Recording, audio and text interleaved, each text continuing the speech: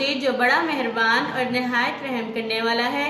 السلام علیکم پیارے بچوں، کیسے ہیں آپ سب؟ امید کرتی ہوں کہ اللہ تعالیٰ کے فضل و کرم سے آپ سب لوگ بخیریت ہوں گے۔ پیارے بچوں، اسلامیات کا صفحہ نمبر 5 کھولیں۔ پیارے بچوں، اس صفحے پر ہم اللہ کے نبیوں کے متعلق سوالات پڑھ رہے ہیں۔ پہلے 3 سوال ہم پچھلے سبق میں پڑھ چکے ہیں۔ آج ہم پڑھیں گے سوال نمبر 4۔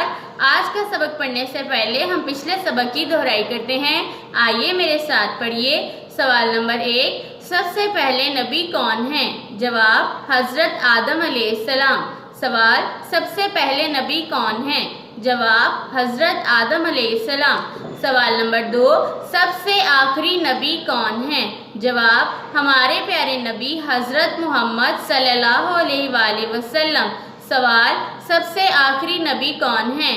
جواب، ہمارے پیارے نبی حضرت محمد صلی اللہ علیہ وآلہ وسلم۔ سوال نمبر 3، 6 نبیوں کے نام بتائیں۔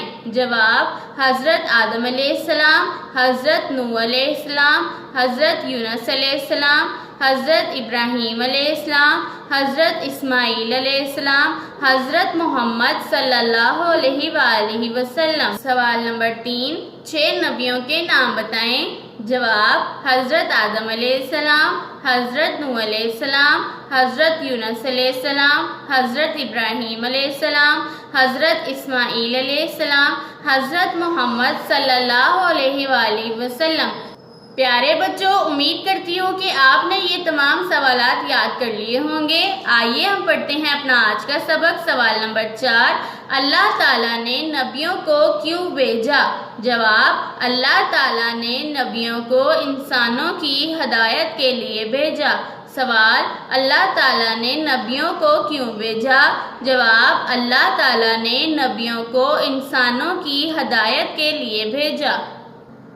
پیارے بچوں، ہدایت کا مطلب ہے سیدھا راستہ بتانا۔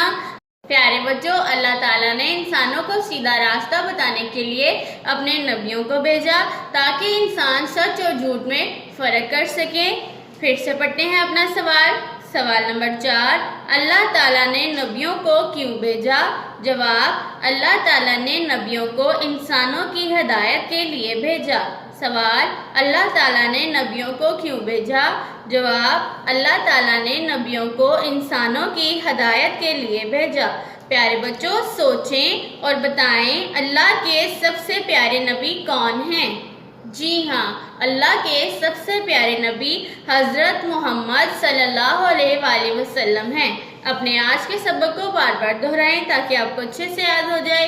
اللہ حافظ۔